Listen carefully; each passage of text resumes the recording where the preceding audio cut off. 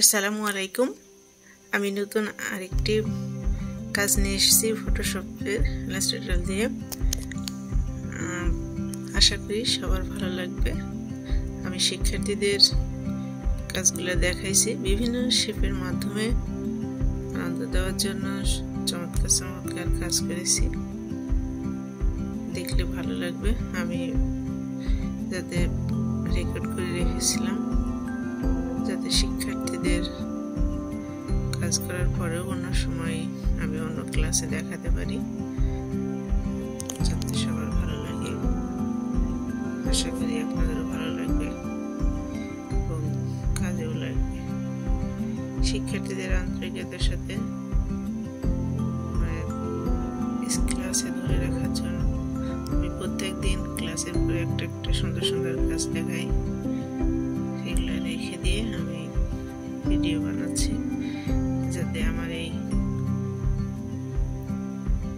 উদ্যোগ অন্যান্য শিক্ষক এবং শিক্ষা প্রতিষ্ঠানের যদি কাজে লাগে, সামান্যতম যদি কোনো শিক্ষক আমার এই কাজটি দেখে উদ্যোগী হন এবং তার নিজ বিদ্যালয়ে কাজটি করেন, তাহলে আমি কৃতার্থ হব। শেপের মাধ্যমে যখন একটা নতুন কিছু সৃষ্টি করা হয় তখন কিন্তু শিক্ষার্থীদের মধ্যে নতুন একটা উদ্দীপনা সৃষ্টি হয়, আনন্দ সৃষ্টি হয়। আপনারাও কাজগুলো করতে পারেন। শিক্ষার্থীদের যে কাজগুলি পারতে হবে কথা না, আমরা করেও যদি শিক্ষার্থীদের আনন্দ দিতে পারি, তারা কিন্তু প্রত্যেকদিন শিক্ষা প্রতিষ্ঠানে উপস্থিত হবে যে না, আমার এই ম্যাডাম বা এই স্যার এই কম্পিউটারের মাধ্যমে নতুন একটা কাজ দেখাবে, আমি আজকে যাব। আমি দেখেছি বর্তমান যে প্রজন্ম প্রত্যেক দিন এরা নতুন কিছু দেখতে চায়, নতুনের দিকে ছুটে। মানে আমার মনে হয় যেন এদের মেধাটা বেশি, আমাদের জন্য অনেক বেশি মেধাবী এবং সহজেই তারা আয়ত্ত করতে পারে সবকিছু। এই কারণে আমি চিন্তা করলাম যে যদি আমি নতুন কোনো কাজ দেখাই বা আমি উদ্যোগ নিই, প্রত্যেকদিন কিছু না কিছু তাদের একটা ক্লাসের পরে একটা আনন্দ যদি দিতে পারি, কিছু একটা আকর্ষণ ঘটাতে হবে।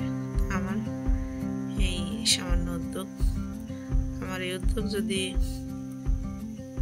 কারোর ভালো লেগে থাকে,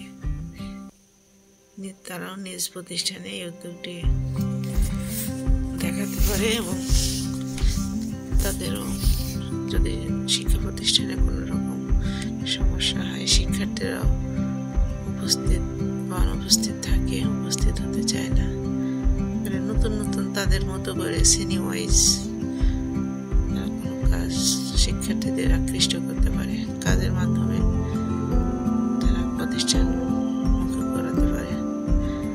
আমি বিশ্বাস করি একজন শিক্ষক চাইলেই তার শিক্ষার্থীকে তার প্রতিষ্ঠান মুখী করতে পারে। আমি জানি যে আপনারা সবাই কিছু না কিছু চেষ্টা করেন নিজ প্রতিষ্ঠান উন্নয়ন রাখার। আল্লাহ হাফেজ, সবার জন্য শুভকামনা রইল।